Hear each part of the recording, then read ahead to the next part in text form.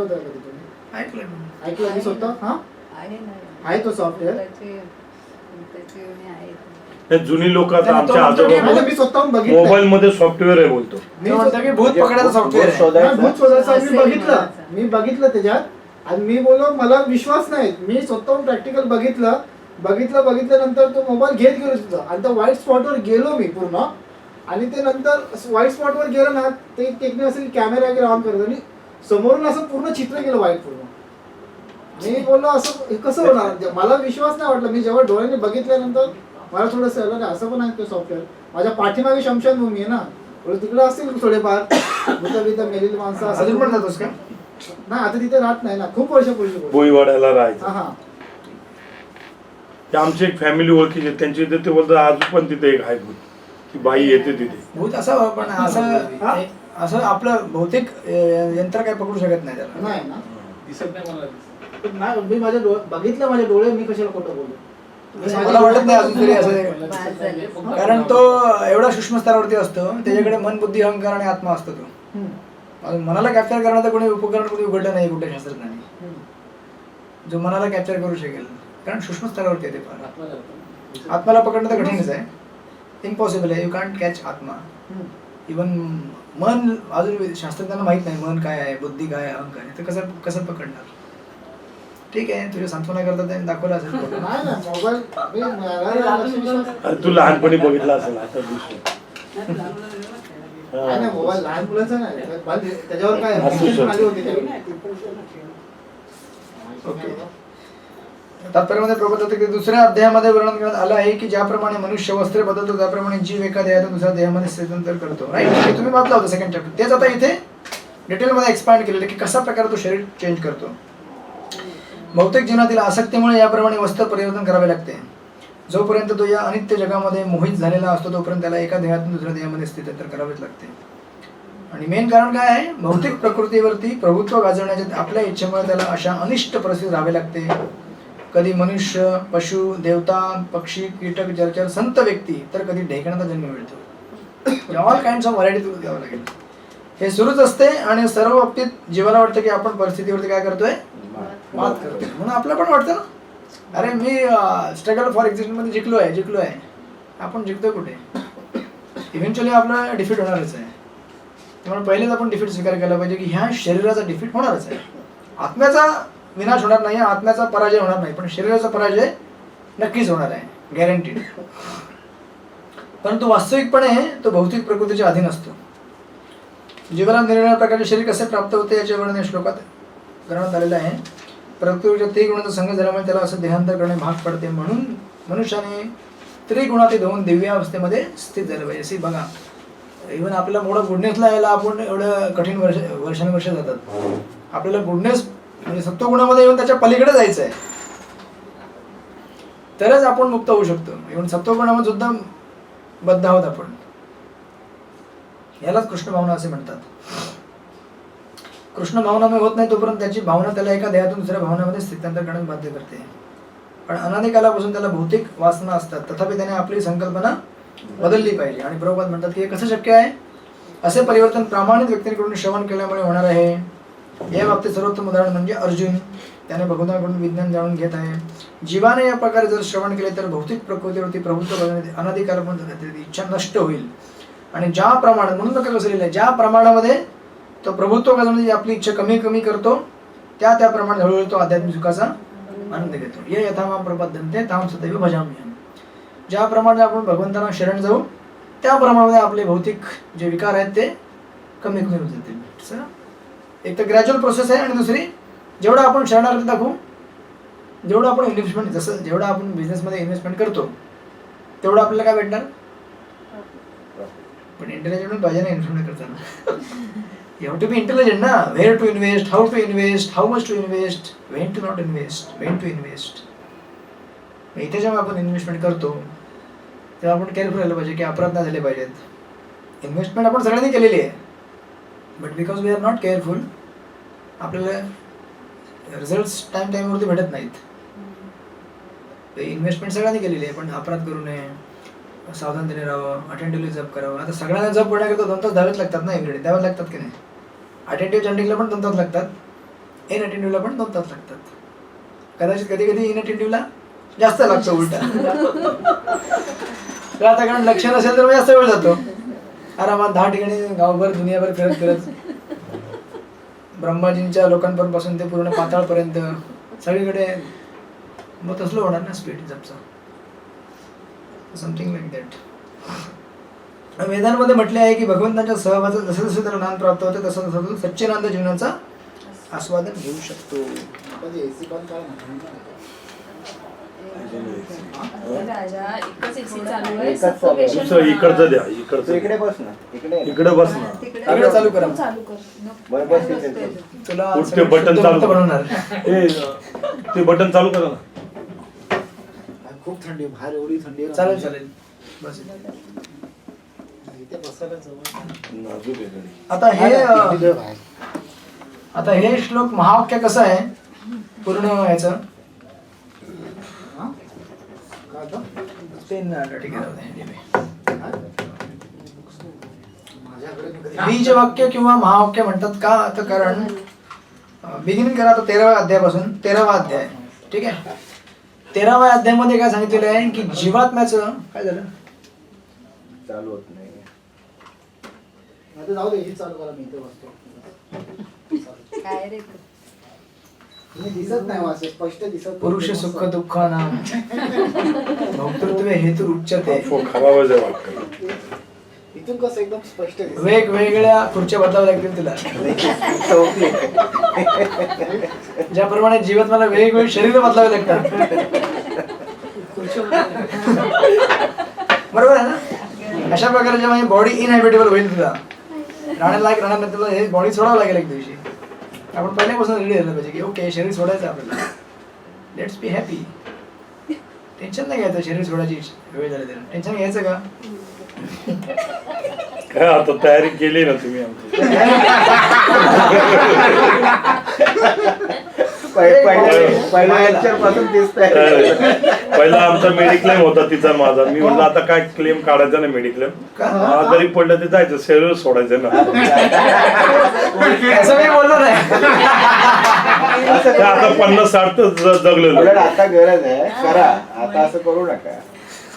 जेवढं मिळेल आयुष्यात ते भगवंतांच्या सेवेला लावा ना. असं कसं उलटा विचार माझा करू. म्हणण्याचा अर्थ असा होता की मेडिक्लेम असल्यावरती सुद्धा शरीर जाईल तेव्हा तयारी असावी. तेव्हा विचार करू नये अरे अरे मेडिकल होतं माझं, पैसे वाया जातील माझे, मेडिक्लेम वाया जाईल ना, नाही मी आता थोडं रिपेअर केलं पाहिजे, असं तेव्हा विचार नाही करायचा. प्रभूजी तुम्ही भविष्यावरती हे विश्वास ठेवता.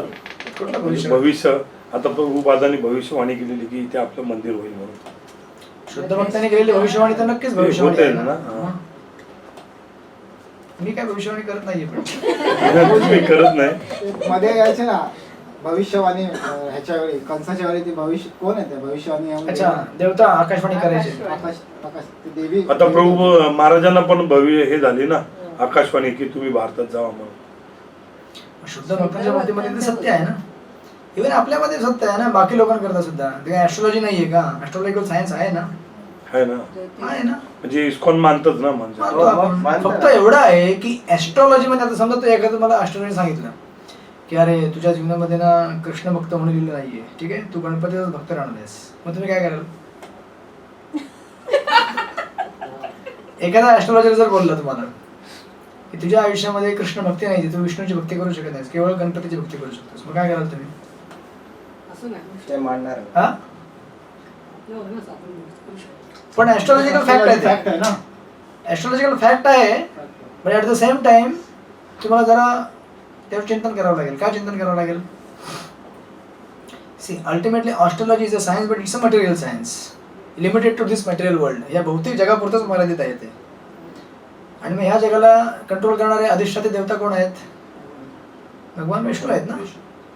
शिरोदक्षाई विष्णू आणि गणेशजी विष्णूच्या ह्याच्या खाली आहेत ते. आता ती जी सिस्टम आहे बनवलेली की अरे ह्या टायमाला तुला लॉटरी लागेल किंवा ह्या टायमाला लॉटरी लागणार नाही किंवा ह्या टायमाला तुला हे संकट येईल किंवा ह्या टायमाला येणार नाही, वॉट एव्हर, हे सगळं कोणी बनवलेलं आहे. आपल्या कर्मानुसार, आपल्या गुणांनुसार आणि आपल्या या कालचक्रामध्ये सृष्टीने सगळं बनवून ठेवलेलं आहे. आपल्या कर्मानुसार ते घडत घडत जाणार आहे. पण जर तुम्ही विष्णूची भक्ती चालू केली, मी असं बोलत नाही की भक्ती याच्याकरता करावी की आपले कर्म नष्ट व्हावेत, पण अल्टिमेटली कर्म आपले घेतात ना भगवंत, नाही घेत का? जेव्हा तुम्ही गुरुना दीक्षा घेता तेव्हा गुरु काय करतात? कर्म घेतात ना. पण ऍक्च्युली तोपर्यंत घेत ना जोपर्यंत तुम्ही सिन्सिअर नाही आहे. आता कोणी एखादं म्हणणार अरे मी बाबा शरण गेलो पण मला अजून सुद्धा आजार होतो, मला अजून सुद्धा हे झालं ते झालं वगैरे वगैरे वाटेल. त्याचा अर्थ काय की आपण तेवढ्या प्रमाणात शरण गेलो नाही, किंवा दुसरा अर्थ असा होतो की भगवंताची इच्छा की ते आपल्याला कर्म यावं फॉर सम रिझन, आपल्याला नंबर मिळवण्याकरता किंवा नंबर ऑफ रिझन्स. तर म्हणण्याचा अर्थ असा आहे की ॲस्ट्रॉलॉजिकल कॅल्क्युलेशन आहे ते सगळे कॅल्क्युलेशन, पण ultimately it's a material law आहे.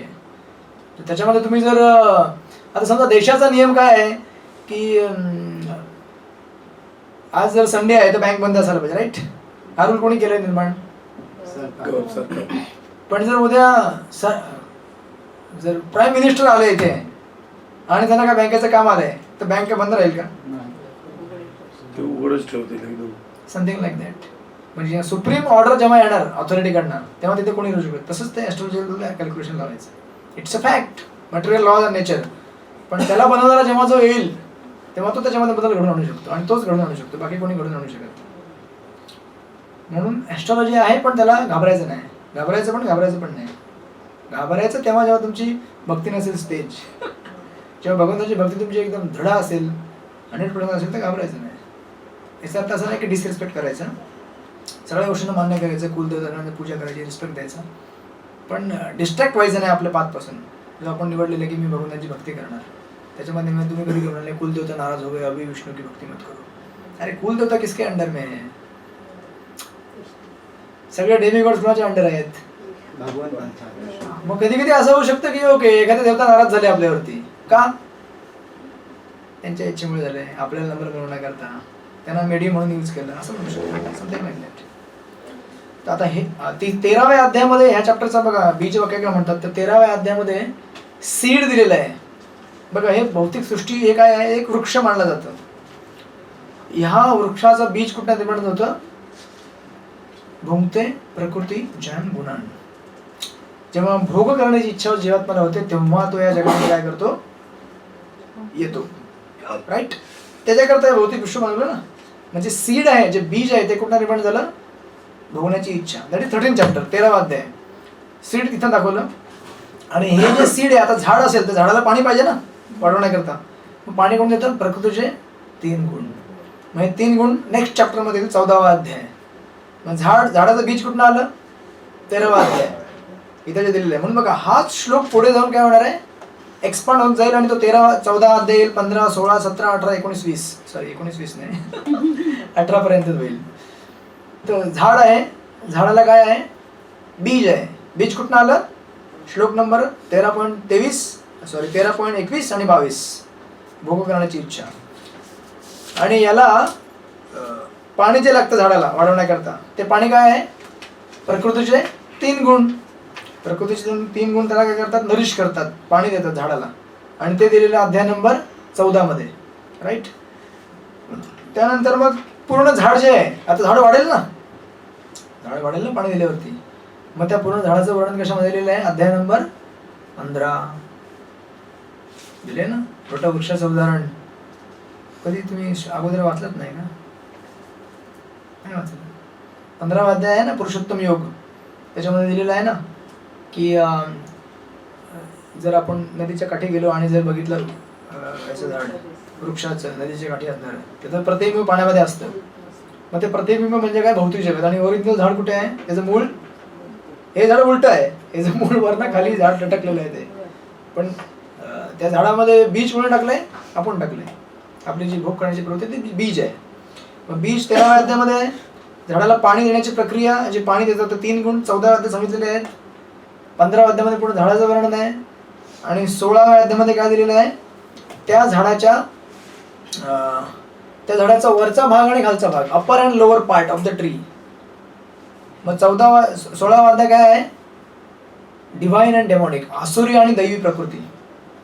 तर झाडाच्या एका टोकावरती आसुरी लोक आहेत एका साईडला, म्हणजे बेसिकली 2 एक्स्ट्रीम्स. एक तर आसुरिक लोक असतात किंवा दैवी लोक असतात. ह्या लोकांचं वर्णन कशामध्ये आलेलं आहे? अध्याय नंबर 16 मध्ये आलेलं आहे. मग आता तुम्ही झाडाचं बीज सांगितलं, झाडाला पाणी कुठं सांगितलं आलं, पूर्ण झाडाचं वर्णन दिलं, झाडाचा वरचा भाग आणि खालचा भाग सांगितलं, झाडाच्या मध्यभागी कोण आहे? मग मध्यभागी जे लोक असतात ते मिक्स फेथवाले असतात, म्हणजे जी पूर्ण नास्तिक पण नाही आहेत, पूर्ण आस्तिक पण नाही आहेत, राईट, मिक्सचरमध्ये लोक असतात. तर ते दिलेले अध्याय नंबर 17 मध्ये डिव्हिजन्स ऑफ फेथ, श्रद्धा त्रय विभाग. प्रकृतीच्या 3 गुणानुसार प्रत्येकाची वेगवेगळी श्रद्धा निर्माण होते. सात्विक श्रद्धा तो विष्णूची पूजा करेल किंवा फार तर थोड्या देवतांची पूजा करेल, शिवजी वगैरे. जे राजसिक असतील ते अशा देवतांची पूजा करतील जे त्याला लवकर फल प्रदान करतील, म्हणजे जसे इंद्र, चंद्र, सूर्य वगैरे वगैरे. आणि जे लोक तामसिक असतील ते भूत पिशाची सेवा करतील, म्हणजे पूजा करतील. तर असे त्यांचे फेथ, म्हणजे काहीतरी फेथ त्यांना आहे की काहीतरी आपण पूजा केली पाहिजे, वर्शिप केलं पाहिजे. तर हे झालं 17व्या अध्यायामध्ये. आणि सगळ्याचा सारांश 18व्या अध्यायामध्ये. असं हे जे 2 श्लोक आहेत पुढे जाऊन 13.21-22 पूर्ण 14वा अध्याय. 13 मध्ये बीज आहे, 14 मध्ये पाणी आहे, 15 मध्ये पूर्ण झाडाचं वर्णन आहे, 16 मध्ये त्याचा वरचा आणि खालचा अपर आणि लोअर पार्ट, म्हणजे 2 एक्स्ट्रीम्स फेथचे, राक्षसी वृत्ती आणि दैवी वृत्ती याचं वर्णन आहे. आणि त्याच्यामध्ये असणारे जे लोक आहेत आपल्यासारखे लोक, थोडे श्रद्धाळू थोडे अश्रद्धाळू मिक्स जी कम्युनिटी आहे ती येणार मध्यभागी 17व्या अध्यायामध्ये. आणि पूर्ण सारांश 18व्या अध्यायामध्ये. असं या श्लोकचा ब्रेकअप होतं. म्हणून या श्लोकाला म्हणतात महावाक्य, बीजवाक्य. रामानुचार्य म्हणतात. कळलं तुम्हाला आजपर्यंत? ठीक आहे. आता जरा 16वा श्लोक, सॉरी 22वा, आता 23वा. मग आता 23व्या श्लोकमध्ये म्हणतात की याच्या पलीकडे सुद्धा, आता मी तुम्हाला सांगितलं पुरुष सांगितला, प्रकृती सांगितली, क्षेत्र सगळं सांगितलं मला डिटेलमध्ये. आता याच्यामध्ये आता पुढे डिटेल येईल की अजून एक पुरुष असतो जो या शरीराच्या पलीकडे आहे. तो पुरुष कोण आहे? उपदृष्टा हनुमंता भर्ता भोक्ता महेश्वर परमात्मेति चाप्युक्तो देहेस्मिन् पुरुष पर. तरी या शरीरामध्ये दुसरा एक दिव्य भोक्ता आहे, तो महेश्वर, देखरेख करणारा व अनुमती देणारा आहे आणि तो परमात्मा म्हणून जाणला जातो. करेक्ट. या प्रकृती आणि पुरुष, प्रकृती म्हणजे प्रकृती, पृथ्वी जल अग्नी आकाश वायू 3 गुण आणि सगळे सगळे महत्त्व प्रधानपर्यंत. पुरुष म्हणजे जीवात्मा, राईट. मग याच्यामध्ये वेगवेगळ्या प्रकारचे शरीर, क्षेत्र, आणि क्षेत्रात पुन्हा तोच जीवात्माच. तर प्रकृती झाला, पुरुष झाला, तुम्हाला क्षेत्राबद्दल माहिती कळली, क्षेत्रज्ञाबद्दल कळली, राईट. आता राहिलं कोण? परमात्मा. तो सुद्धा क्षेत्रज्ञ आहे, पण तो काय आहे? परम क्षेत्रज्ञ आहे. आणि हा क्षेत्रज्ञ काय करतो? देखरेख करतो. कोणाची देखरेख करतो? सगळ्या गोष्टी जे चालतात ते देखरेख करत असतो, व्यवस्थित चाललंय का नाही. सुटसुट, म्हणजे या जीवात्म्याला आता त्याला एखाद्याला एका पर्टिक्युलर हॉटेलमध्ये येऊन एखादी रेसिपी पाहिजे होती, त्याला ती रेसिपी भेटली का? त्याची काळजी कोण घेणार? हॉटेलमधला मॅनेजर नुसता बसलेला असतो का? हॉटेलमध्ये तुम्ही कधी गेले नाहीत? हॉटेलचा मॅनेजर काय करतो? तो स्वतः वेटरगिरी करतो का? झाडूपोछा करतो का? नाही. तो काय करतो? खुर्चीवरती बसलेला असतो, चुपचाप बसलेला असतो. तुम्हाला वाटतं की काय काम करत नाही, नुसता बसलेला असतो किंवा नुसते पैसे मोजत असतो तो sometime. But is always thinking. आणि बघत असतो वेटर लोक व्यवस्थित काम करतायत ना, व्यवस्थित जेवण पोचवत आहेत ना, कुठे एखादा कस्टमर जास्त परेशान तर नाही आहे ना, किंवा कुठे काही प्रॉब्लेम झाला का. सेम रोल इज ऑफ परमात्मा. तो सुद्धा चुपचाप बसलेला असतो. तो बघतो की ह्या जीवात्म्याने या प्रकारचं शरीर प्राप्त करण्याकरता प्रयत्न केले, याला तर भेटलं की नाही, राईट. आणि मग ॲट द सेम टाइम नुसतं डिझायर करून होत, त्याला त्या डिझायर केलं त्याच्या प्रकारचं बिल पण भरावं लागेल ना. जसं हॉटेलमध्ये आलेला व्यक्ती आहे, हॉटेलचा मालक काय करतो? मॅनेजर काय करतो? स्वतः बिल भरतो. हा, मग कस्टमर जसं बिल भरेल तसं त्याला अन्न भेटतं, पदार्थ भेटतात. जीवात्मा जसं कर्म करेल तसं त्याला शरीर भेटतात. आणि परमात्मा काय करतो? एक स्टेप पुढे जातो हॉटेल मालकाच्या. कधी कधी हॉटेल मालक पण जातो. समजा कधी कधी कस्टमर बिल पे करू शकत नसेल तर मालक काय सांगतो? ओके ठीक है, पैसा नहीं है, चलो ठीक है, आप थोड़ा सा सेवा कर लो और फिर इस तरह से पैसा मैं आपका माफ कर दूंगा. म्हणजे बेसिकली तो त्याला आयडिया देतो की तू कशा प्रकारे प्राप्त करू शकतोस. तसा परमात्मा इथे बसून काय करतो? देखरेख करणारा आहेच तो, पण अनुमती देतोच. आणि ॲज अ फ्रेंड, परमात्मा म्हणजे कोण आहे? फ्रेंड आहे ना. त्याला गायडन्स देतो की बघ असं असं कर, मग तुला ते भेटेल. म्हणून बघा सर्वात मोठा चोर किंवा सर्वात मोठा प्रामाणिक व्यक्ती दोघांनाही भगवंत मदत करतात. चोराला सुद्धा मदत करतात चोरी करण्याकरता. म्हणजे याचा अर्थ असा नाही की चोराने आपण तसा जर चोर प्रेयर करायला लागला भगवान अशी तो डिवोटी होऊन जाईल तो. एखादा म्हणाल की अरे ऐसा है क्या, अगर मैं प्रे करूंगा तो भगवान मेरे को हेल्प करेंगे चोरी करने के लिए, चलो आज से एकदम इंटेंसली जपा करूंगा, चोरी करने के पहले 16 माला करके चोरी करना है क्योंकि भगवान हेल्प करते हैं. असं पण घेतलं निगेटिव्ह सुद्धा तो डिवोटी म्हणेल. बट असं कोणी करणार नाही. बट द पॉइंट टू से की कुणीही व्यक्ती आपल्या अंतर याच्यामध्ये तो प्रेयर करतो कोणाला तरी, अरे दे दो मुझे चाहिए चीज. त्याला कळत नाही की परमेश्वर कोण आहे, ईश्वर त्याला माहिती आहे कोणतरी आहे बाबा. तर भगवंत प्रत्येकाची काळजी घेतात. अशा प्रकारे त्याचं हे संसार चक्र चालत असतं जीवात्म्याचं. आणि मग काय तात्पर्य काय म्हणतात, जीवाबरोबर सदैव वास करणारा परमात्मा भगवंतांचा प्रतिनिधी आहे. परमात्मा हा काही सामान्य जीव नव्हे. आणि मग ते मायावादाला रेफर करतात. अद्वैतवादी देहामध्ये एकच क्षेत्रज्ञ असल्याचे मानतात, म्हणून त्यांना वाटते की आत्मा आणि परमात्मा यामध्ये मुळीच भेद नाही. म्हणून बघा जे मायावादी ते काय म्हणतात एकच क्षेत्रज्ञ आहे, आपण काय म्हणतो 2 क्षेत्रज्ञ आहे. 24 घटक आहेत मटेरियल एलिमेंट्स, त्याच्यामध्ये 25वा आत्मा आहे, 26वा परमात्मा आहे. ते लोक आत्म्यापर्यंतच थांबतात, म्हणते बस वही आहे की. पण तसं नाहीये.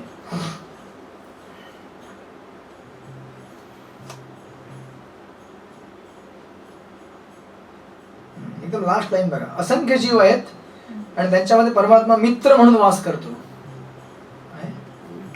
आणि त्यानंतर सेकंड पॅराग्राफ जो त्याच्यामध्ये परमात्म्याचा रोल दिलेला आहे.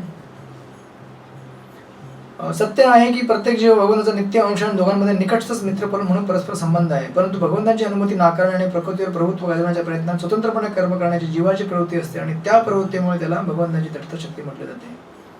जोपर्यंत जीव भौतिक शक्तीद्वारे बद्धावस्थेमध्ये असतो तोपर्यंत भगवंत परमात्मा त्याचा मित्र म्हणून जीवावर वास करतात, जेणेकरून जीवाला पुन्हा आध्यात्मिक शक्तीमध्ये परत नेता यावे.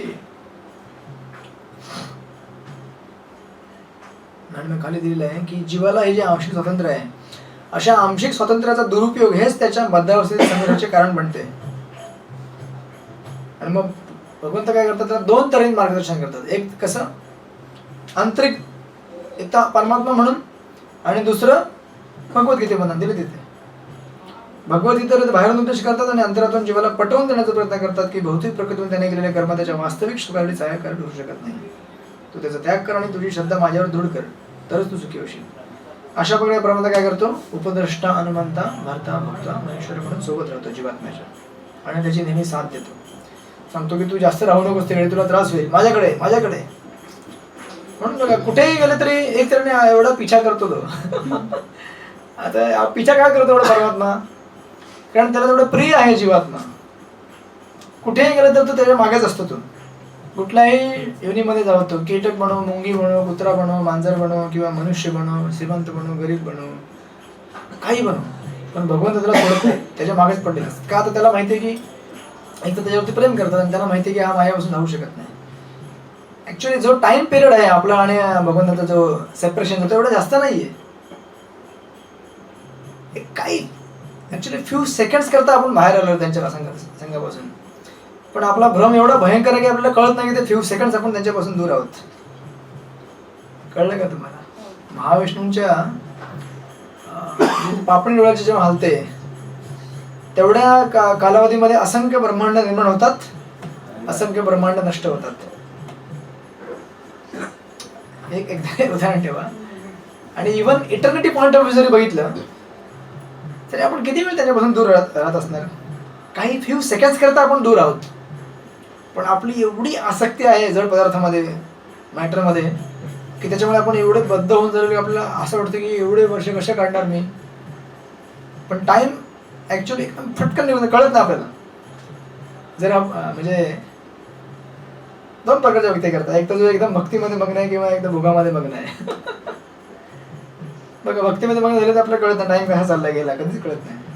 आणि जे भोगवृत्ती त्यांना पण कळत नाही.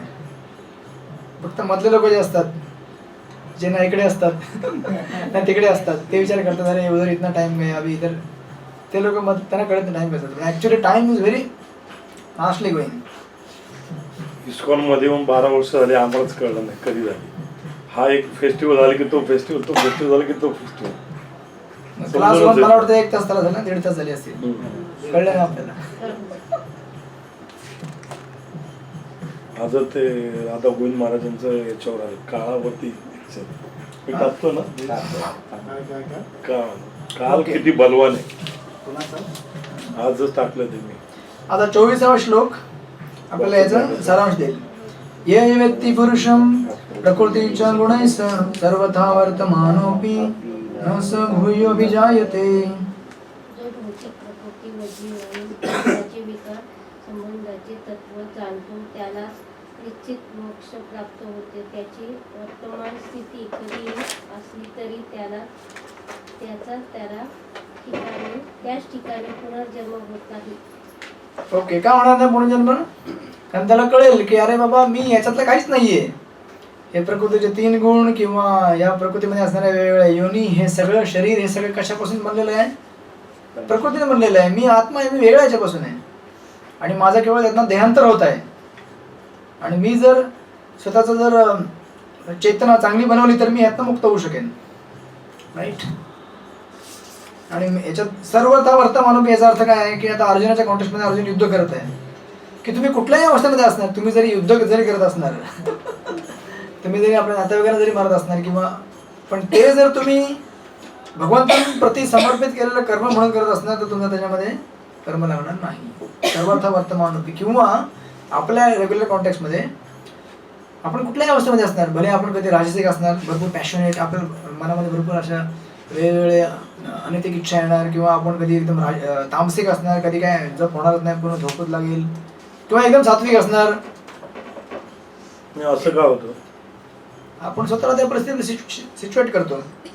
त्या परिस्थितीमध्ये तुम्हाला माहिती आहे की सकाळी मोड ऑफ गुडनेस आहे, आपण तेव्हा जप केलं तर आपण सत्वगुणामध्ये जप करू शकतो. राईट. किंवा कधी जप केलं तरी पण तुम्हाला बेसिकली आपली प्रकृतीचे 3 गुण जनरेट करण्यामागे आपली लाईफस्टाईल असते. सकाळी तुम्ही जरी 4ला उठलात पण रात्री 2ला झोपलेला तर थोडी मोठा गुडनेस येणार आहे.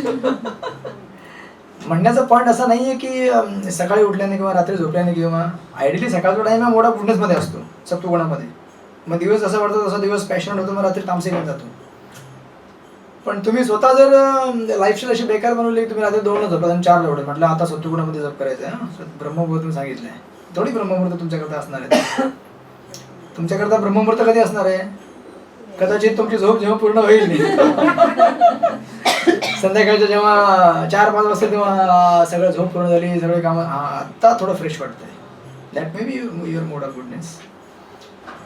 पण पॉईंट असा आहे की बेसिकली सगळं फिजिकल म्हणून हे टेक्निकल अनालिसिस करत राहू.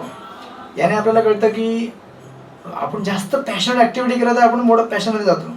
नाही, दिवसभर नुसतं उड्या मारतो इकडून तिकडे, इव्हन सेवा म्हणून सुद्धा. थोडं शांत व्हायचं दिवसामध्ये कधीतरी, जप करताना ऍटलीस्ट त्या टायमाला मोबाईलचे असा विचार करायचा, अरे अभी फोन चालू किया, अभी फोन आएगा मंदिर से, सेवा है, मैं ऐसे कैसे मना कर सकता हूँ सेवा को? नहीं, मोबाइल चालू रहना चाहिए. कोई भी व्हाट्सअप आएगा, कुछ फोन करेगा, किसी को कुछ नोट्स चाहिए, एग्जाम का डेट्स पता करना, असं काय आपलं कन्सर्न असेल. राईट. पण त्यावेळेस आपण तेवढा न विचार करता 2 तास शांतपणे आपण मोबाईलला सगळं बंद करून जप करू शकतो की नाही? मोठं गुडनेस आपोआप क्रिएट होतो. म्हणून ऍक्टिव्हिटी ज्या असतात ना त्या रेग्युलेट केल्या पाहिजेत बेसिकली. म्हणून 3ऱ्या अध्यायामध्ये जेव्हा भगवंत अर्जुनाला म्हणतात काम येश क्रोध येश रजोगुण समजतो, रजोगुणात उत्पन्न होतो हा काम, आणि मग कामामध्ये संतुष्ट न झाला तर कशामध्ये त्याची परिणती होईल? तमोगुणामध्ये होईल. मग आपल्याला ते खाली खाली घेत जाणार. बिगिनिंग होते सत्वगुणामध्ये आपण असलं पाहिजे, पण सत्वामध्ये आपण राहत नाही, राजसिक आपण ऍक्शन जास्त करतो. तुम्ही म्हणाल की अरे दिवसामध्ये कधी मोकाच नाही सत्वगुणी बनायचं, सगळीकडे ऍक्शनच असते दिवसभर सकाळी उठल्यापासून संध्याकाळपर्यंत, बरोबर ना? मग काय उत्तर त्याला? म्हणून पुन्हा रेग्युलेट करायच्या ऍक्टिव्हिटीज. दिवसातला एक असा विशिष्ट वेळ फिक्स करा की तेव्हा तुम्ही जप करणार, ठरवून द्यायचं. याला म्हणतात मोड ऑफ गुडनेस. मी बराचदा टाइमटेबल बनवतो पण कधी टाइमटेबल फॉलो होत नाही. ऍटलिस्ट जे इंटेन्शन आपलं असतं ना की मला टाइम फॉलो करायचं, या टायमाला हे करायचं, या टायमाला हे करायचं, that planning is the sign of mode of goodness.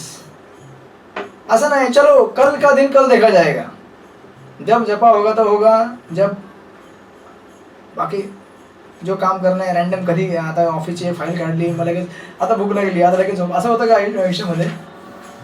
असं असेल तर मग ती पूर्ण तामसिक लाईफ झाली किंवा राजसिक लाईफ झाली. म्हणून फिक्स ठेवायचं एक टाइम. ओके, हा टाइम स्टडी करायचा आहे, हा टाइम चला 1-2 तास नाही भेटत ना, अर्धा तास फिक्स करा, नो प्रॉब्लेम. अर्धा तास स्लॉट फिक्स करा, आता अर्धा तास नंतर अर्धा तास, आणि मग जसा टाइम भेटत जाईल तसा. असं जर तुम्ही केलं तर मोड ऑफ गुडची साईन म्हणजे काय, नेहमी एक गोष्ट निरंतर करत राहणे दररोज विदाउट फेल. आहे का अशी एखादी गोष्ट तुम्ही जे करता? जॉब. पण जॉब आपण बाध्य होऊन करतो का? आता कारण ऑप्शन नाहीये. पण ज्या ऑप्शन नसणाऱ्या गोष्टी ट्राय करून बघा, मग तुम्हाला कळेल की तुम्ही मोड ऑफ गुडनेस मध्ये आहात की कशामध्ये आहात. ठरवा दररोज 1 तास गीता वाचायची. बघूया किती मोठा गुडनेस डेव्हलप होतोय. ओके, सर्वथा वर्तमानोपी म्हणजे म्हणतात याच्यात सांगितलंय की आपण कुठल्याही गुणामध्ये स्थित असणार, रजगुणामध्ये किंवा सत्वगुणामध्ये किंवा तमगुणामध्ये. पण आपण जर समजून घेतलं की अरे जरी शरीरामध्ये माझ्या राजसिक किंवा तामसिक किंवा सात्विक गोष्टी जरी विकार निर्माण झाले तरी सुद्धा मी काय याच्या पलीकडे आहे ना, जीवात्मा. मी ॲक्च्युली ह्या गोष्टींपासून मला स्वतःला आयडेंटिफाय करायचं नाहीये. मी जर आयडेंटिफाय केलं तर काय होईल, त्याच्यामध्ये मी मग्न होऊन जाईल आणि मग त्या कार्यामध्ये तमोगुण आणि याच्यामध्ये रजगुणामध्ये व्यक्त होऊन जाईल. म्हणून त्याला आयडेंटिफाय न करता आपण कुठल्याही अवस्थेमध्ये असेल तरी आपण विचार करायचा, ओके ह्या ॲक्टिव्हिटीज माझ्या नाही आहेत, ह्या ॲक्टिव्हिटी कोणाच्या आहेत, बॉडीच्या आहेत किंवा प्रकृतीच्या नियमाच्या आहेत, त्याच्यावर निवल लावायचं. आणि अजून याच्यात शब्द आहे व्यक्ती. व्यक्ती म्हणजे काय की कुठे गेला, एवं मी व्यक्ती म्हणजे जाणतो. आणि बेसिकली जाणतो म्हणजे काय, जो प्रॅक्टिकली अप्लाय करतो. तुम्हाला मागच्या वेळेला मी उदाहरण दिलं होतं की कुठलीही गोष्ट जर आपण प्रॅक्टिकली अप्लाय नाही केली तर ती तशीच राहते गोष्ट. फॉर एक्झाम्पल तुम्हाला एक मॅप दिलेला आहे. मॅप म्हणजे काय, नकाशा तुम्ही जर पाठांतर केला की ओके मुंबईतनं दिल्लीला असं जाण्याकरता रोड आहे, नुसतं पाठ करून ठेवलं त्याचा फायदा आहे का? त्या नकाशावरती तुम्हाला चालावं लागेल ना. You have to walk that path. किंवा कुकिंग रेसिपी, नुसती कुकिंग रेसिपी पाठ करून कुकिंगमध्ये टेस्ट येणार का तुमच्या? नाही, कुकिंग रेसिपी पाठ केली मी, आज एकदम मस्त होणार आहे प्रसाद, बनवायला लागेल ना. किंवा डॉक्टरने दिलेलं प्रिस्क्रिप्शन आहे, डॉक्टरने लिहून दिले की ओके असं औषध घ्या तुम्हाला बरं वाटेल, याचं ती पॉकेट खिशामध्ये चिठ्ठी ठेवून दिली. आजार बरा होणार आहे का? I have to take the medicine and apply it practically. तसंच हे जे नॉलेज आहे, हे नॉलेज मुक्ती तोपर्यंत भेटणार नाही सगळ्या ज्ञानाने आपल्याला, तोपर्यंत आपण हे प्रॅक्टिकली उतरवत नाही, अप्लाय करत नाही. कळलं का सागर? नुसतं ऐकून फायदा होणार नाहीये. ऐकून फायदा झालेला आहे ओनली 50%. तुला कळलंय आता की राईट पाथ काय, रॉंग पाथ काय. पण तुला मुक्ती तेव्हाच प्राप्त होईल जेव्हा जे ऐकलेलं आहे ते उतरवशील जीवनामध्ये, किंवा मी उतरवेन. म्हणजे नुसतं बोलून किंवा ऐकून होणार नाहीये, प्रॅक्टिकली अप्लाय करायला लागेल, प्रॅक्टिकली अप्लाय करायला पुन्हा. ओके, त्यानंतर मग भगवंत पुढे म्हणतात की मग अशा प्रकारचं जे नॉलेज आहे ते घेण्याचे कुठले कुठले मार्ग आहेत? 4 मार्ग भगवंत सांगतात. हा सेक्शन पूर्ण करण्यापूर्वी 27 पर्यंत, 26ला हा सेक्शन एंड होतो. तर 24 मध्ये त्यांनी सांगितलं की सर्वथा वर्तमानोपी, कुठल्याही अवस्थेमध्ये तुम्ही जरी असाल, तुम्ही जर हे ज्ञान घेतलं तर तुम्हाला काय होईल, मुक्ती प्राप्त होईल. मग 25 मध्ये सांगतात की कुठले 3 मार्ग आहेत. ध्यानेन आत्मनि पश्यन्ति केचित् आत्मनमात्मना अन्य सांख्येन योगेन कर्मयोगेन चापरे. काही जण परमात्म्याची अनुभूती आपल्या अंतरा ध्यानाद्वारे, इतर काही जण ज्ञानाच्या अनुशीलनाद्वारे आणि अन्य काही जण निष्काम कर्माद्वारे करतात. ओके, म्हणजे कुठले मार्ग झाले जे आपण ऑलरेडी स्टडी केलेले आहेत. आता गीता कन्क्लुजन वरती येत आहे हळूहळू. ध्यान म्हणजे काय, ध्यान योगाने, जे आपण ऑलरेडी 6व्या अध्यायामध्ये बघितलेले गीतेच्या. त्यानंतर सांख्य योगाने म्हणजे काय, सांख्य आपण ऑलरेडी 2ऱ्या अध्यायामध्ये बघितलेलं आहे, नाही बघितलं? आणि सांख्य आपण मागे पण बघितलेलं आता 24 तत्वांचं विश्लेषण. आणि कर्मयोगेन कुठं बघितलं आपण, 3रा अध्याय, 4था अध्याय गीतेचा. अशा प्रकारे 3 मार्ग भगवंताने सांगितले की तुम्ही या 3 मार्गाने काय करू शकता, तुम्ही मला हे जे तुम्हाला ज्ञान पाहिजे ते ज्ञान प्राप्त करू शकता. आणि ह्या श्लोकाच्या तात्पर्यामध्ये शेवटला त्याचप्रमाणे इतर काही जण आहेत जे ज्ञानाच्या अनुशीलनाने परमात्म्याला जाणण्याचा प्रयत्न करीत असतात, आणि अन्य काही हठयोगाचा अभ्यास करतात आणि भगवंतांना आपल्या पोर खेळाने संतुष्ट करण्याचा प्रयत्न करतात. पोर खेळाने म्हणजे काय बेसिकली,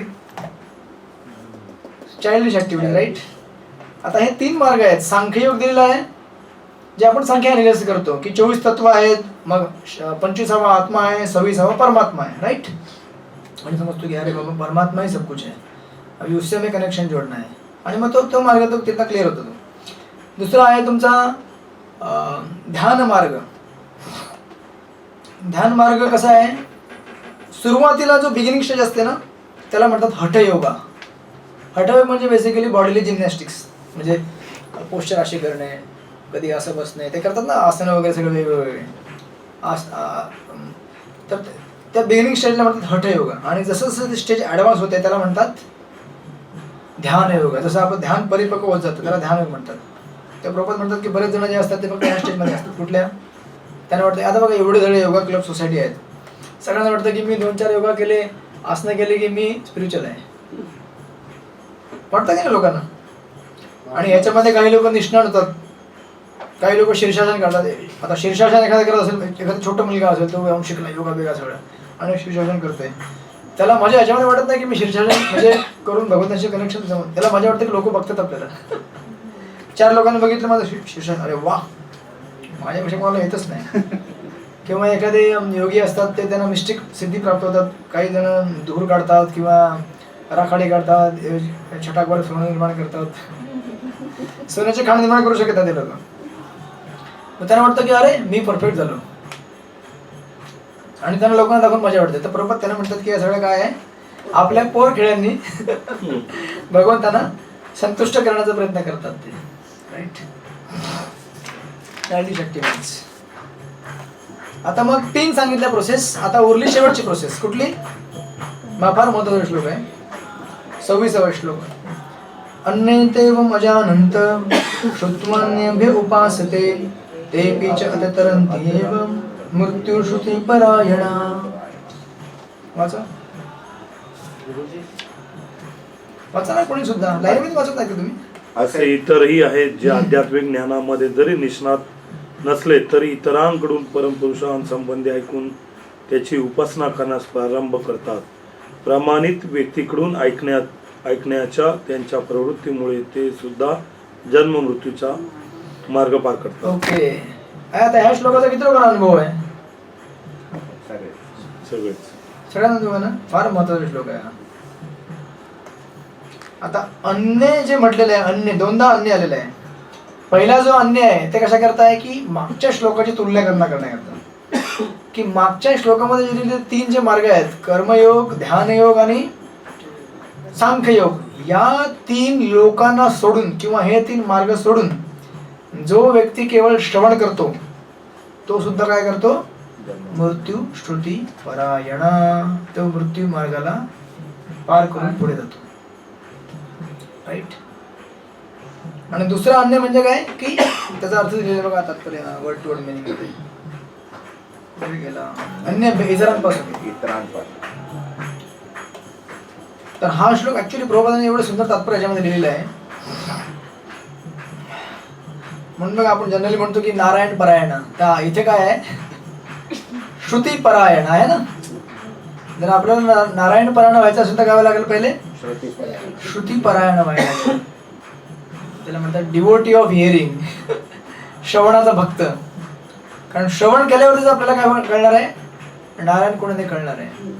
म्हणून प्रभू तात्पर्य फार एकदम इंटरेस्टिंग बघा. हा श्लोक विशेष करून आधुनिक समाजाला लागू होतो, कारण आधुनिक समाजामध्ये आध्यात्मिक ज्ञानाचा जवळजवळ अभावच आहे की नाही.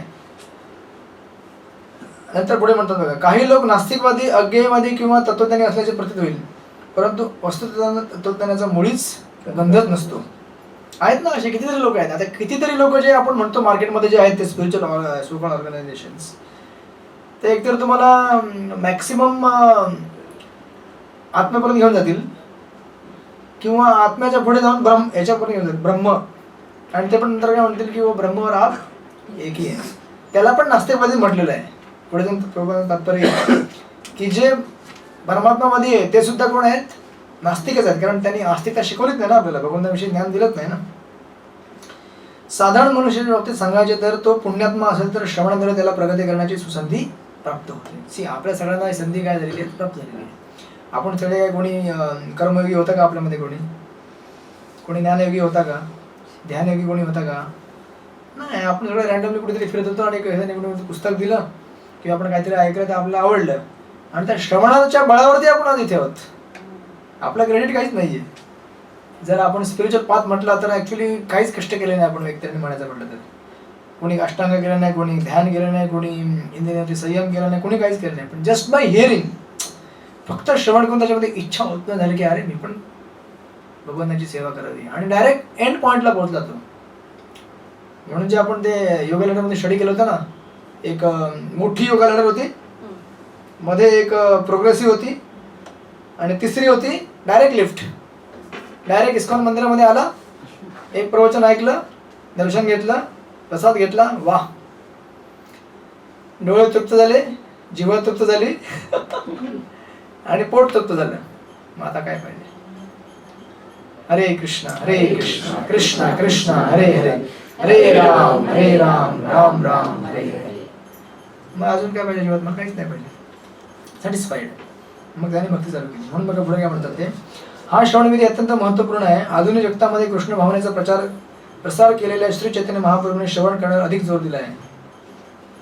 कारण जर बघा किती इंटरेस्टिंग लाईन आहे, कारण जर सामान्य मनुष्याने अधिकारी व्यक्तींकडून केवळ श्रवण केले तर तो प्रगती करू शकतो. केवळ श्रवण केल्याने. म्हणून बघा फक्त तुम्ही काय ऐकलं का, महाराजांचे लेक्चर ऐकत राहा, ट्रान्सलेटेड ऐका किंवा काय वाटेवर तुमच्याकडे जे असेल ते, किंवा महाराजांनी दिलेले लेक्चर त्यांच्या प्रतिनिधी जे ऑथराइज रिप्रेझेंटेटिव्ह त्यांनी दिले प्रगत भक्तांचे लेक्चर ऐका, किंवा प्रभुपादांचे हिंदी लेक्चर्स ते ऐका, किंवा भगवद्गीता वाचा, हे सुद्धा लेक्चर्स आहेत प्रभुपादांचे, किंवा महाराजांची पुस्तकं ऐका. महाराजांनी पुस्तक लिहिलीत ना, मला वाटतं दोन्ही पुस्तकं ट्रान्सलेट झाले ना, जर्नी विदिन जर्नी दोन्ही झाले तर translate. That's it, enough for life time.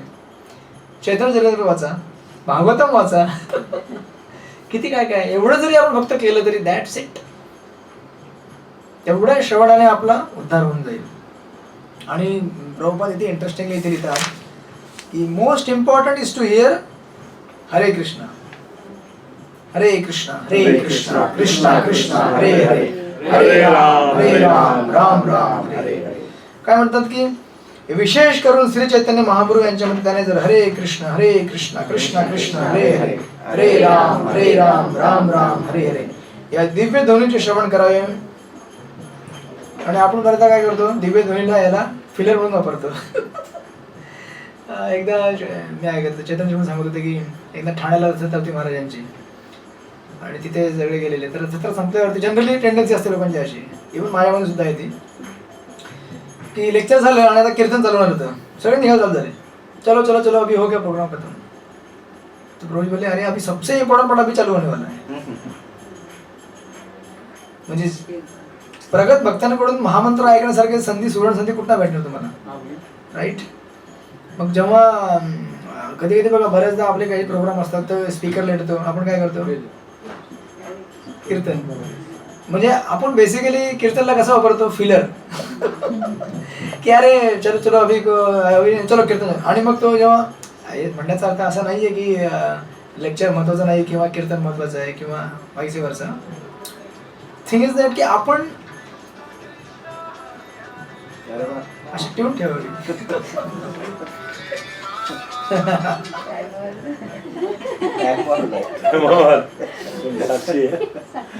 मृत्यू श्रुती परायण. तर आपण कधी त्याला फेलर म्हणून वापरणं ठीक आहे, पण त्याला कमी लेखू नये. असं फेलर वापरण्याचा अर्थ काय की आपण त्याला काय करतोय, कमी लेखतोय ना. ठीक आहे यार अभी आए नहीं, चलो तब तक ना तुम दोनों बैठे उधर, चलो चालू करो कीर्तन. 10-4 लोक मोबाईल मध्ये बघतायत, 2 लोक ते बेचारे 2 लोक आपले गात असतात. क्या तो टाइम निकालना है, चलो अभी कोई आने से थोड़ा सा कीर्तन तो होना चाहिए.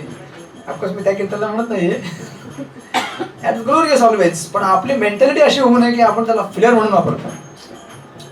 भगवंताच्या नावामध्ये अवतरित झालेले आपल्याकरता आलेले आहेत ते, पण भगवंत एवढे कृपा व्यक्ती स्वतः फिलर व्हायला रेडी होतात. चलो ठीक आहे फिलर तो फिलर. म्हणून बघा आपल्या संस्थेमध्ये सुद्धा आपल्याकडे आहे तसं, म्हणून डेडिकेटेड टाइम दिला पाहिजे महामंत्र ऐकण्याकरता. म्हणून आपले जे 16 माळ आहेत ते डेडिकेटेड टाइम आहे. मंगल आरती आहे किंवा तुम्ही घरी असाल, तुम्ही घरी रेकॉर्डिंग घ्यायला हवत असाल तर ते डेडिकेटेड टाइम ठेवायचं. म्हणून कधी कधी कीर्तन मेला वगैरे होतो, एक असा टाइम ठेवायचा आयुष्यामध्ये. म्हणजे कधी असं पिरियड केली की डेडिकेटेड आपलं हिअरिंग व्हायला पाहिजे महामंत्राचं. कारण हे चैतन्य महाप्रभू स्वतः म्हणतात आणि प्रभुपाद त्याला कोट करतायत. चैतन्य महाप्रभूंच्या मध्ये विशेष करून आपण हरे कृष्ण महामंत्र ऐकलं पाहिजे. आणि पुढे म्हणतात की असे सांगण्यात आले आहे की लोकांनी आत्मसाक्षात्कार व्यक्तीकडून श्रवण करून स्वतःचा लाभ करून घेतला पाहिजे आणि त्या योगे क्रमाक्रमाने सर्व काही जाण्यास समर्थ बनले पाहिजे. त्यानंतर निसंदेह भगवंतांची उपासना घडेल. निसंदेह म्हणजे केवळ श्रवण केल्याने आपलं काय होणार आहे, सर्व साक्षात्कार आपल्याला प्राप्त होईल. श्रवण इज द बिगिनिंग. आणि कधी कधी बघा असं पण होतं की जसं मी मागच्या वेळेस सांगत होतो तुम्हाला की अरे आपण ऐकतो पण अप्लाय करत नाही, पण स्टील ओके ऐकत राहा. कदाचित म्हणजे ते म्हणतात ना एका ठिकाणी एकच ठिकाणी जेव्हा तुम्ही 10 वेळा वार करत राहता तेव्हा तिथे घाव निर्माण होतो ना.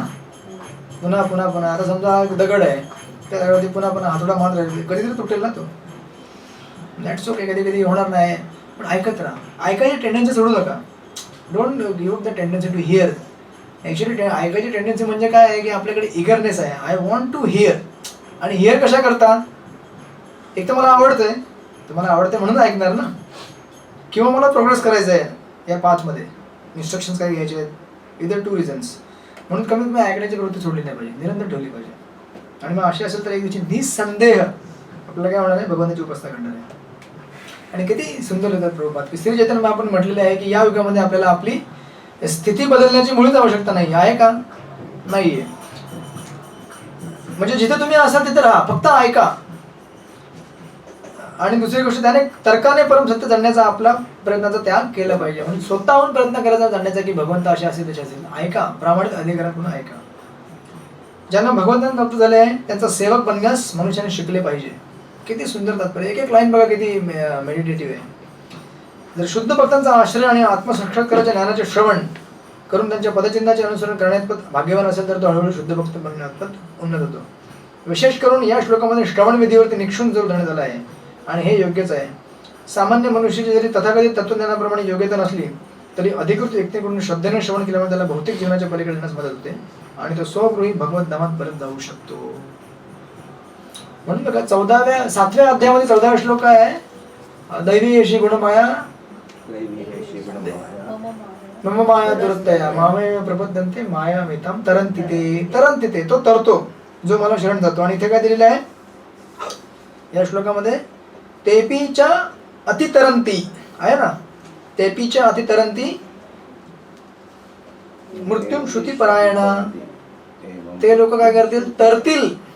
कोण तरतील, जे श्रवण करतील. ऐकाल तर ऐकाल, ते मराठी नाही ना, वाचाल तर वाचाल. जर तुम्ही वाचाल तर वाचाल. अक्षर कळे संकट टळे. लहानपणी भरपूर असायचे ते. नजर हटी दुर्घटना घटी. रस्त्यावरती ते आजकाल पण असतात का, रोडवरती घाटा बिटावरती जाताना, हायवेला जाताना, गावा साईडला मुंबई फक्त घाटावरती असतात, नॉर्मल रोडवर नसतात का. नॉर्मल मुंबई साईडला तर नाहीच आहे. जे रोड वळणाचा वगैरे तिथे जास्त गावा साईडला आउट ऑफ वाशिमच्या पुढे दुर्घटना से देर भली. मुंबईमध्ये काय होणार, एवढीच ट्रॅफिक आहे. एनिवे, तर तो काय होईल, तरुण जाईल.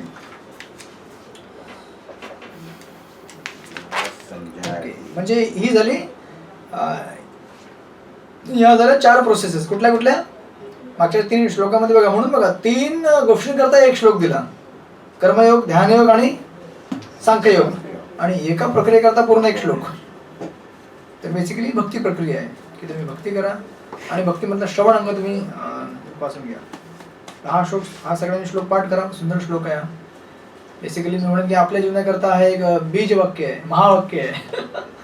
हा श्लोक जर आपण आत्मसात केला म्हणजे की जीवनामध्ये की बाबा यस, ऐकण्याने सगळं होतं. आणि ऍटलीस्ट मी तरी बघतोय आपल्या सगळ्यांच्या जीवनामध्ये ऐकण्यानेच आपलं कल्याण झालेलं आहे. आपण काय भले मोठे, आणि कधी आपल्याला कळत पण नाही बऱ्याच जागी, अरे काय म्हणतात, काय नॉलेज आहे हे, आज थोडं कळलं, उद्या विसरतो, परवा. पण कमीत कमी रेग्युलर ऐकत राहिल्याने आपल्याला कळतं की ओके, भगवंताची भक्ती केली पाहिजे, अपराध नाही केले पाहिजे, वगैरे वगैरे. आणि मग आता इथपर्यंत झाला, त्याचा कन्क्लुजन एंड झाला 27 पर्यंत श्लोकाचा आपला या सेक्शनचा. काय सेक्शन होता आपला, बघा आता पुन्हा येऊन मागे 2 ते 7 क्षेत्रज्ञ, 8 ते 12 ज्ञानाकरता अन्सर, 13 ते 19 ज्ञेय आणि 20 ते 26 प्रकृती पुरुष आणि ते कसे इंटरॅक्ट करतात. तर आपण बघितलं प्रकृती आणि पुरुष कसे इंटरॅक्ट करतात. भुंकते प्रकृतीच्या गुणान, भोग करण्याची इच्छा असते जीवात्मा आणि तो प्रकृती संसारामध्ये येऊन बद्ध होऊन जातो.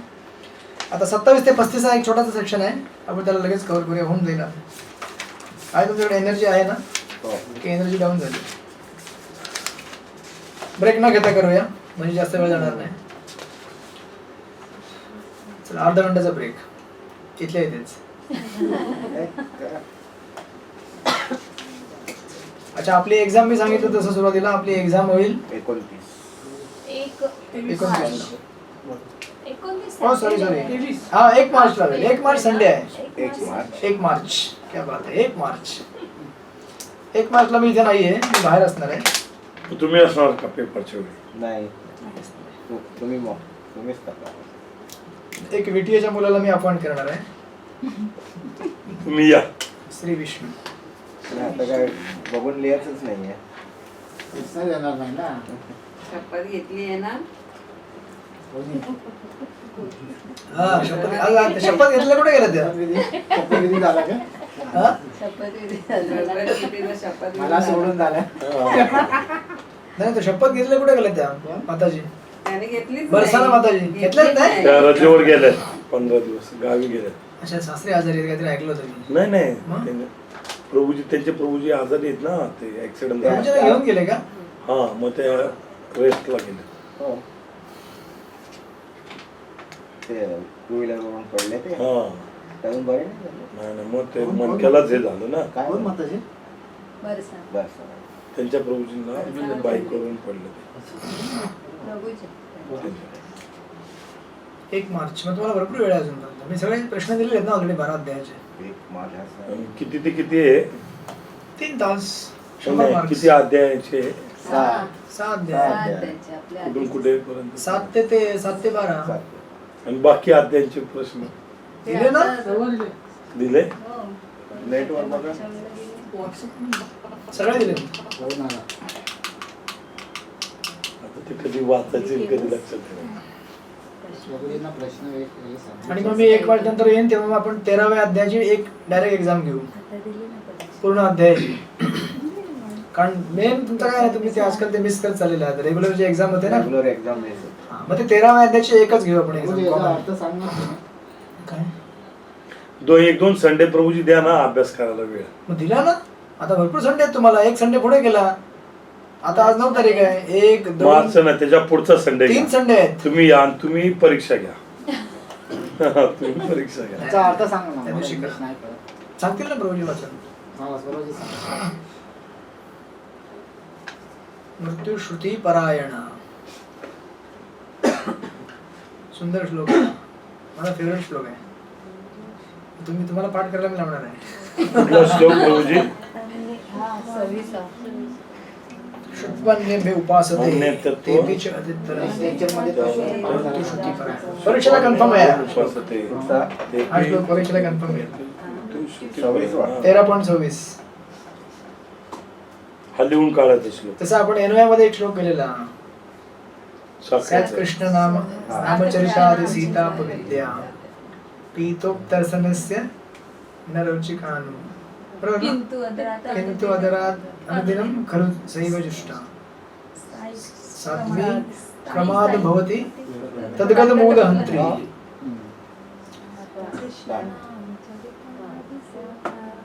तसा हा श्लोक तुम्ही पाठ करा. भरपूर सुंदर श्लोक आहे. असे श्लोक म्हणजे कशातला होता तो? आपलं कुठलं बुक झालं होतं आपलं? हा, उपदेश.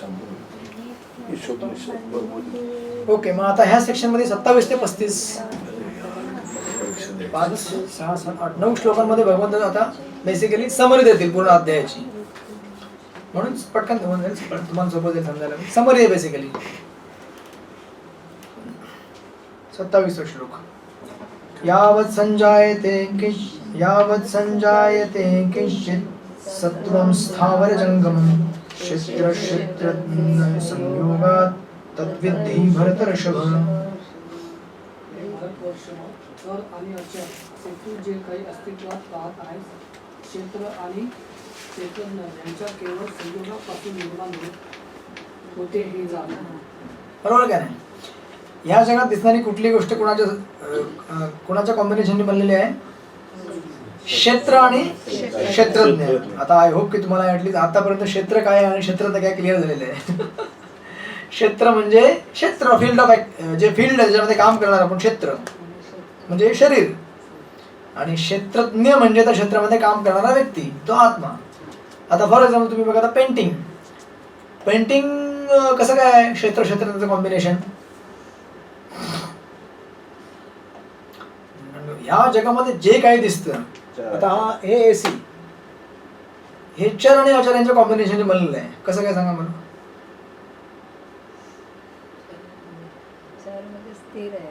आपण बनवलं कोणी ते? चरणी. जीवाने आणि बनवलं. भले हे अचर आहे, स्थावर आहे, स्थावर आणि जंगम दोन गोष्टी वापरल्या त्याच्यामध्ये ना. अचर आणि जंगम म्हणजे चर, स्थावर जंगम. तर सगळं काही बेसिकली कॉम्बिनेशन. आता तुम्ही म्हणाल की ओके, आता हा माईक कसा काय, किंवा हा मोबाईल, किंवा पेंटिंग, मग त्याला तुम्ही असं दुसऱ्या अँगलने समजू शकता की anything is a product of combination of spirit and matter. कुठलीही गोष्ट ही आत्मा, जीवात्मा आणि भौतिक पदार्थ यांच्या संयोगाचा प्रोडक्ट आहे. आता कळलं? माईक हा कोणी बनवलाय? माणसाने बनवला ना. It's a combination. हा प्रोडक्ट कोणापासून बनलेला आहे? माणसाने आणि तो पदार्थ दोघांपासून निर्माण झालेला आहे. मग तो तुम्ही म्हणाल की ह्याचे जे घटक आहेत ते कसे काय झाले? मग स्पिरिट मॅटरचे समजा याचे बेसिक एलिमेंट काय आहेत? पृथ्वी याच्यामध्ये असेल ना, थोडं जल असेल, थोडी अग्नी असेल, थोडी वायू असेल. हे एलिमेंट कसे काय? हे एलिमेंट सुद्धा जीवात्माचा ह्या जगामध्ये प्रवेश झाला त्याच्यामुळे ते निर्माण झालेले आहेत. चैतन्याशिवाय किंवा परमपुरुष समजून घ्या, ते संपूर्ण भौतिक सृष्टी कोणी निर्माण केली? भगवंताने निर्माण केली. मग शेवटी जीवाचा त्याचा इन्व्हॉल्वमेंट झाला ना. मग त्यापासून ते इथपर्यंत कुठली गोष्ट घ्या, कशाचे कॉम्बिनेशन बनलेले आहे? चर आणि अचर. क्लिअर? बेसिकली क्षेत्र आणि क्षेत्रज्ञाच्या कॉम्बिनेशन म्हणजे जगात कुठल्या गोष्टी बनतात. बरोबर तात्पर्यामध्ये दिलेलंच आहे, तुम्ही ते वाचून घ्या. त्यानंतर 28 श्लोकामध्ये म्हणतात, समम सर्वेषु भूतेषु तिष्ठन्तं परमेश्वरं विनश्यस्तु अविनश्यस्तं य पश्यति स पश्यति. जो मनुष्य सर्व देहामध्ये जीवात्म्याला साथ देणारा परमात्म्याला पाहतो आणि जो जाणतो की नश्वर देहामधील आत्म्याचा आणि परमात्म्याचा कधी विनाश होत नाही, तो यथार्थ रूपाने पाहतो. करेक्ट. जो बेसिकली 3 गोष्टी पाहतो, आत्मा, परमात्मा आणि प्रकृती, या तिघांचं जरा नॉलेज आहे, तो सगळ्या गोष्टी बघू शकतो, दुसरा कोणी बघू शकत नाही. आता अर्जुनच्या कॉन्टेक्स्ट मध्ये काय आहे? आता हे सगळं अर्जुनला सांगण्याचा अर्थ काय आहे की या शरीराच्या पलीकडे आत्मा आहे, म्हणून तुझ्या समोर जे दिसत आहेत हे सगळे द्रोणाचार्य, भीष्म, हे सगळे हे जरी मेले तरी पुन्हा तेच अँगल पुन्हा हिट करतायत की हे जरी मेले तर ते मरणार नाहीत. मरणार कोण आहे? शरीर मरणार आहे. कळलं?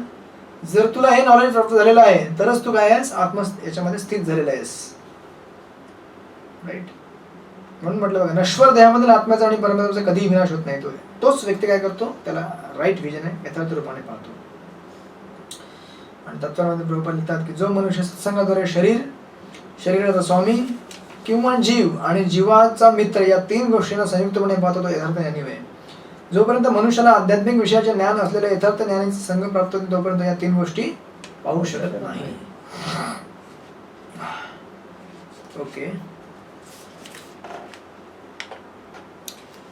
त्यानंतर बघा 29वा श्लोक. समं पश्यन् हि सर्वत्र समवस्थितम् ईश्वरम् नहि नस्ति आत्मानं यति परां गतिम्.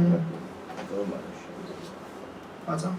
जो मनुष्य सर्व जीवांमध्ये परमात्म्याला समान रूपाने उपस्थित असल्याचे पाहतो तो मनामुळे स्वतःची अधोगती होऊ देत नाही. याप्रमाणे तो परम